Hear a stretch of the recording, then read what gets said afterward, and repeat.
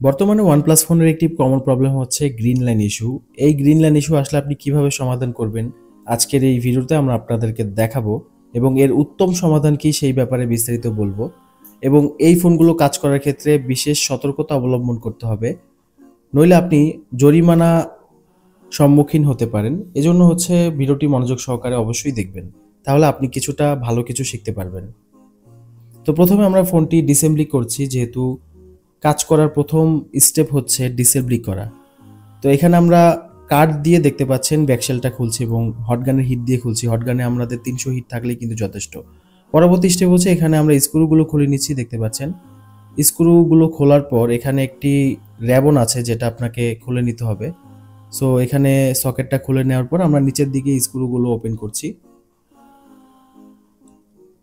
তারপর এখানে নিচের যে লাইনগুলো আছে সবকিছু আমরা স্টেপ বাই স্টেপ খুলে ফেলবো।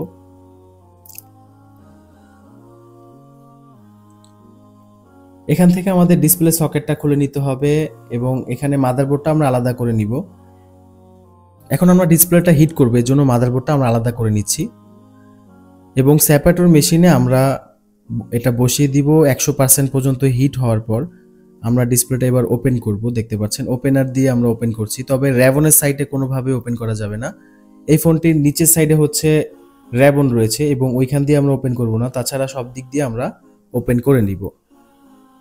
আপনি চাইলে এখানে অকটেন ইউজ করতে পারেন, কোনো সমস্যা নেই, বা লিকুইড ইউজ করতে পারেন। এই ডিসপ্লে লিকুইড দিয়ে কিছুই হবে না।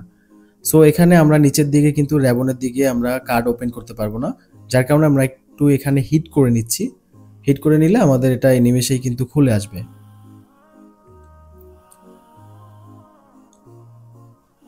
ওকে, দেখতে পাচ্ছেন ডিসপ্লেটা খুলে গেছে। গ্রিনলাইন ইস্যু সমাধানের দুইটা পদ্ধতি রয়েছে। একটি হচ্ছে আপনি মেশিনের মাধ্যমে এটা ঠিক করতে পারবেন, যেই মেশিন আপনাকে চায়না থেকে ইম্পোর্ট করে আনতে হবে। প্রায় সেটার দাম হচ্ছে 20 লাখ টাকার মতো। দেখা গেল কোম্পানির পরবর্তী ফোনগুলো এই ধরনের প্রবলেম নাও থাকতে পারে এবং 20 লাখ টাকা উঠাতে প্রায় আপনার অনেকগুলো ফোন ঠিক করতে হতে পারে। তো এই জন্য দ্বিতীয় পদ্ধতি হচ্ছে যে ডিসপ্লেটি চেঞ্জ করে দেওয়া, এবং এটাই আমি মনে করি উত্তম সমাধান। কারণ মেশিনের মাধ্যমে গ্রিন লাইন ইস্যু ঠিক করার পর আবারও যে গ্রিন লাইন হবে না তারও কিন্তু কোনো গ্যারান্টি নেই। সো এখানে আমরা নতুন ডিসপ্লে লাগিয়ে নিয়েছি এবং এখন আমরা নতুন ডিসপ্লেটা চেক করব। চেক করার ক্ষেত্রে অনেকগুলো বিষয় আপনাকে অবলম্বন করতে হবে। সো এখানে প্রথমে আপনি যেই জিনিসটা চেক করবেন, যদি আপনি জরিমানা থেকে বাঁচতে চান, এইগুলো করতে হবে। তো এখানে আমরা প্রথমে ফিঙ্গারপ্রিন্ট টেস্ট করব। ফিঙ্গারপ্রিন্ট টেস্ট করার পর আরও কিছু টেস্ট করব। সো এখানে আমরা ফিঙ্গারপ্রিন্ট অ্যাড করে নিচ্ছি। ওকে, আমাদের ফিঙ্গারপ্রিন্টটি অ্যাড হয়ে গেছে। এখন আমরা ফোনটি ফিঙ্গারপ্রিন্ট টেস্ট করব যে ঠিকভাবে স্মুথলিভাবে কাজ করে কিনা।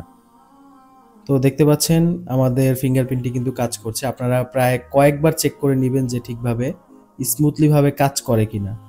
পরবর্তী ধাপে এখানে আপনারা যে কোনো একটি অ্যাপস ঘুরিয়ে ঘুরিয়ে চেক করতে হবে, তাহলে টাচটা চেক করা হয়ে যাবে। অ্যাপসটা যদি কোথাও থেমে যায় তাহলে বুঝতে হবে টাচের প্রবলেম আছে। ওকে, পরবর্তী স্টেপ হচ্ছে আমরা ব্রাইটনেস চেক করব। যদি ব্রাইটনেস ঠিকভাবে দেখবেন যে কমে বাড়ে কিনা। অনেক সময় ব্রাইটনেস কমাতে বাড়াতে গিয়ে কিন্তু প্রবলেম ধরা পড়ে। এখানে আমরা এবিসিডি গুলো চেক করব যে স্মুথলিভাবে কারেক্টলিভাবে কাজ করে কিনা। কেননা টাচ অনেক সময় এবিসিডি গুলো উল্টাপাল্টা ভাবেও কিন্তু কাজ করতে পারে যদি টাচে প্রবলেম থাকে। এবার আমরা অন অফ করে দেখছি যে ঠিকভাবে অন অফ হচ্ছে কিনা, সাথে সাথে অন অফ হচ্ছে কিনা। অনেক ডিসপ্লে আছে অন হবে অফ হবে কিন্তু তারপর আর অন হবে না, এজন্য আমরা সবকিছু টেস্ট করে নিলাম। এখন হচ্ছে আমাদের ডিসপ্লেটা ফিটিং করতে হবে। সো আমরা উপরের দিকে মাদারবোর্ডটা ফিটিং করে আপনি চাইলে ক্যামেরাটা চেক করে নিতে পারেন। তো ক্যামেরা কিভাবে চেক করবেন তা জানেন, যার কারণে আমরা ভিডিওটা স্কিপ করে দিয়েছি। এবার হচ্ছে আমরা ডিসপ্লেটা ফিটিং করব। ফিটিং করার ক্ষেত্রে একটা বিষয় সতর্কতা অবলম্বন করতে হবে, সেটা কি আমি আপনাদেরকে এখন বলবো। এখানে আপনারা প্রথমে সমান করে নেবেন। এখানে যে রাবারগুলো আছে পরিত্যক্ত, এগুলো সমান করে নিতে হবে, নয়তো ডিসপ্লেটা ঠিকভাবে কিন্তু বসবে না বা সমান হবে না। এখানে চারদিকে ভালোভাবে গ্লু দিতে হবে এবং গ্লু দেওয়ার 3 মিনিট পর আপনি ডিসপ্লেটি ফিটিং করবেন এবং কোনো দিকে যেন উঁচু নিচু না হয়।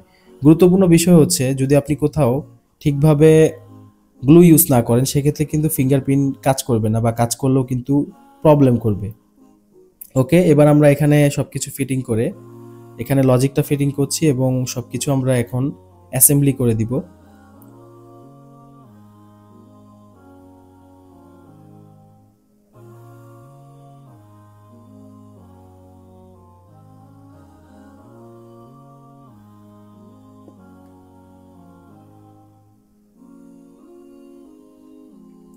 অবশ্যই ডিসপ্লেটা রানিং অবস্থায় কখনো আপনি ডিসপ্লে সকেট খুলতে পারবেন না, ব্যাটারি খুলে তারপর আপনার সকেটটা খুলতে হবে, এই বিষয়টাও কিন্তু জানা থাকতে হবে।